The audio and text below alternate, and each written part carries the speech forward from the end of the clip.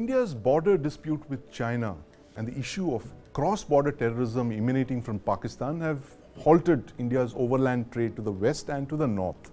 Now, the only opening was to the east, the landward opening, through Myanmar.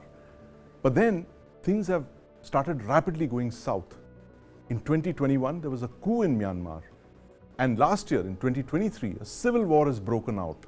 Now, joining us to discuss this Myanmar meltdown and its implications for India's overland access to Southeast Asia is Lieutenant General Shokeen Chauhan, one of India's foremost experts in the Northeast, my colleague Kartikeya Sharma, and Deepak Badana. General Chauhan, welcome to the News9 Plus Show. Thank you. Has Act East actually become a blocked East policy now, given what's happening in the Northeast with Myanmar and on our side of the border in Manipur? The issue is that what we have to realize is when you look at the map and you look northeastward, you look at Myanmar. Now, Myanmar or Burma has been always unstable because the Tatmadaw, the Burmese National Army, does not have control of Burma. There are more than 26 insurgencies that are running around Burma. But most importantly, the insurgencies that are creating a problem for us are actually our own insurgencies, as well as now the Chins, the Cookies, and the PLA or the mighty groups that are locked in a battle with the Tatmadaw in the Sagang province, as well as the Chin province or the Chin state. And this has created a problem for us in the sense that there is no question of any kind of trade movement that will take place from Imphal northeastward towards Burma, because the Cookies control the access into Burma, and the Maitis control the access into the valley. And as a result of the recent problems that have happened between the Cookies and the Maitis, there is going to be no question of any kind of trade or no question of any kind of meeting point at which our trade can actually get through from any direction. Now, if you take the other direction, the direction from Mizoram, where you have a customs point and you have a road. That road is actually once again the Chin province, and it's surrounded by the Chins, who are actually Chinzos, the cousins of the Mizos, as well as the cousins of the Cookies, because Cookies, as you know, are Chinzos in Burma. So that's another issue where they're not going to allow anything to move. So in reality now, there is no question of any kind of movement of our trade or any kind of meeting ground for our trade to move, using Burma as a land bridge to the southeast of Asia. Absolutely. And Kartikeya, you've been focusing on the Manipur, what's been playing out there in the last couple of months. Very worrying. And as General Chauhan mentioned, that the two insurgencies on both sides seem to have kind of fused over there, and there's no access. There's no question of a trade access into Myanmar, the promised ASEAN land bridge. Problem is that one, the sort of the work which should have happened on the Kaladan project has not happened. That's one. Secondly, the idea to integrate northeastern economy through the Chittagong port. If you look at the traditional pre-colonial movement of people, the entire economy of this place was connected to the Chittagong port and the Irrawaddy river.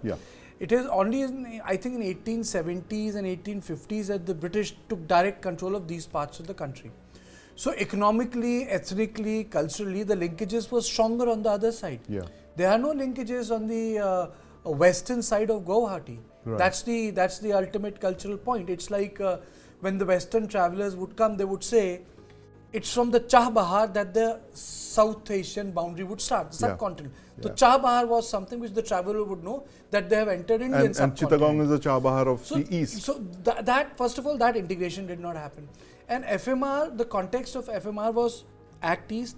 If you recall, Atal Bihari Vajpayee tried during his tenure, and also taking up from Narasimha Rao, free movement of goods and people. It was a very SARC idea, free movement of goods and people.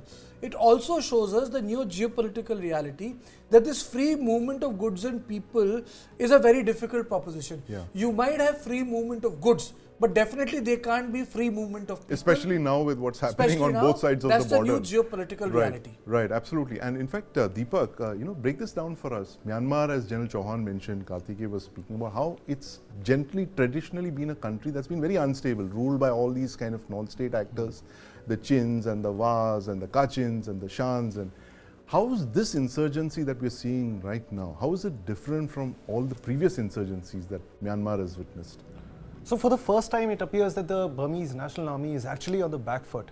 While they may have struggled controlling different provinces and regions of the country before, today it's their own heartland, the provinces of the Burma people that are being invaded, and there is violence over there as well. Right. What is the problem here is that should the Burmese National Army fall, fighting will then devolve between the different groups. Right. Some of them are already at odds with each other, they have a history of violence. And at that point, when the center does not hold, there'll be chaos all over. Right. So that is a grim reality that we should be preparing In for. fact, the kind of rebel activity we were talking about at Kartikeya and me about how it's literally tens of thousands of drones that these guys have deployed. There are two things in Myanmar we have to understand. One is that the developments which have happened, unfolded in the last 62 days are new. But there have been areas on the northern parts where truce was reached. They were never in control of the army of Myanmar.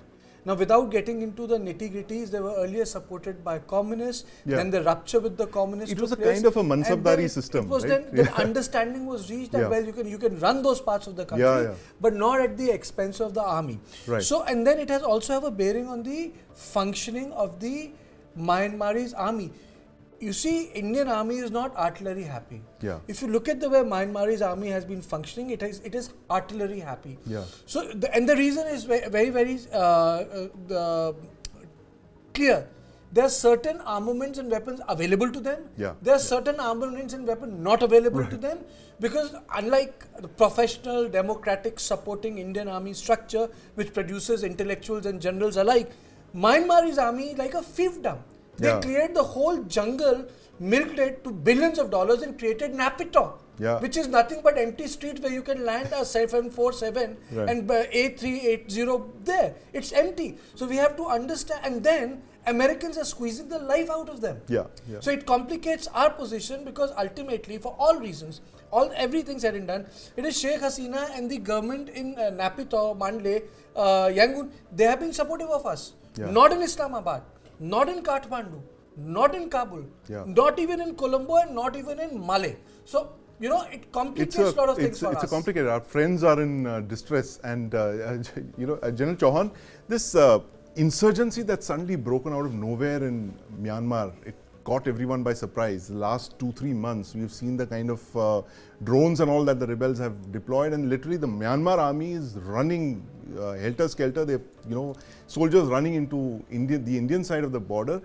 Who gains from this kind of instability? Is there to use that word, foreign hand behind these rebels in Myanmar?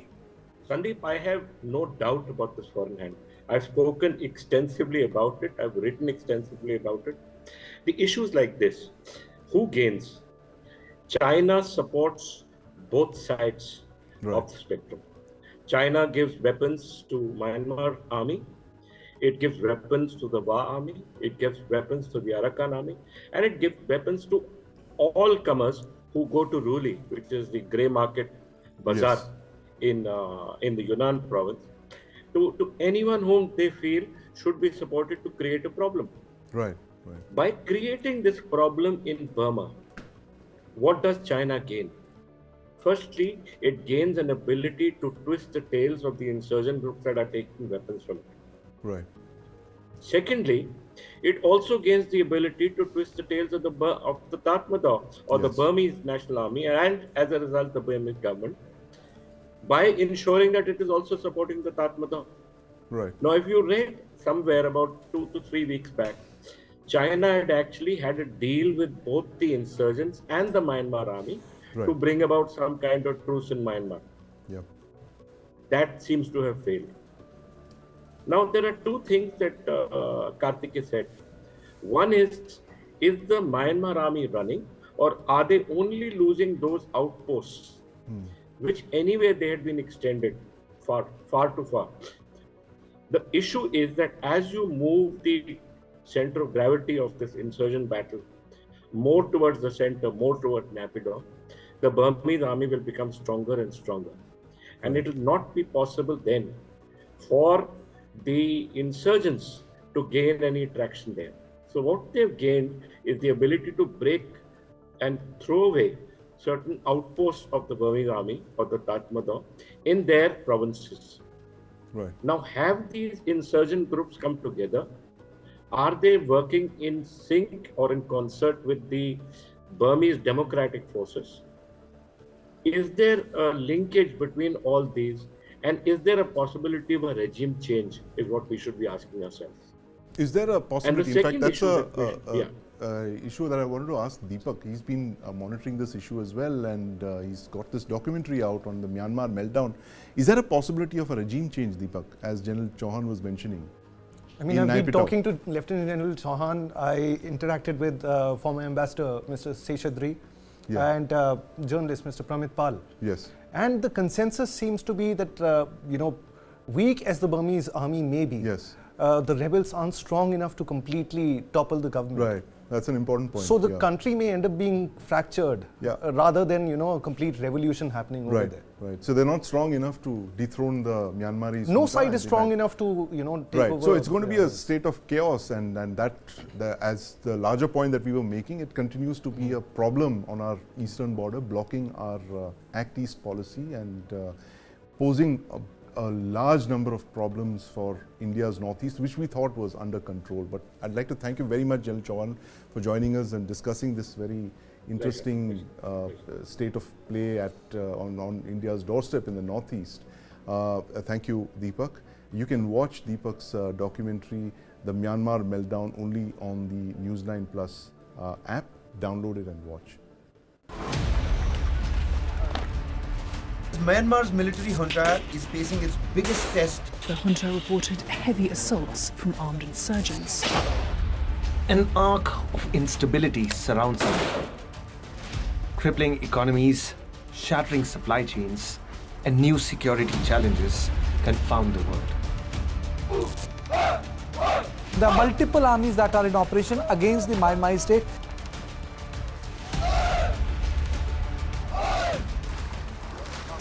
Overall since October 27. Caught in the crosshairs of multiple global conflicts, pulled between different blocs and competing interests, India must navigate its own path.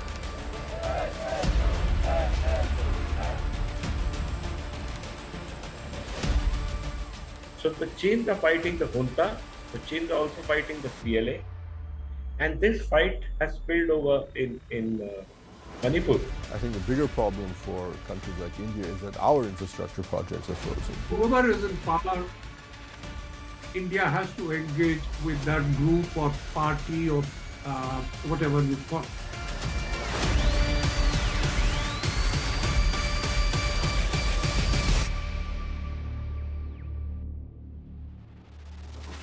This is India in the shadows of war. News9 Plus. Download now.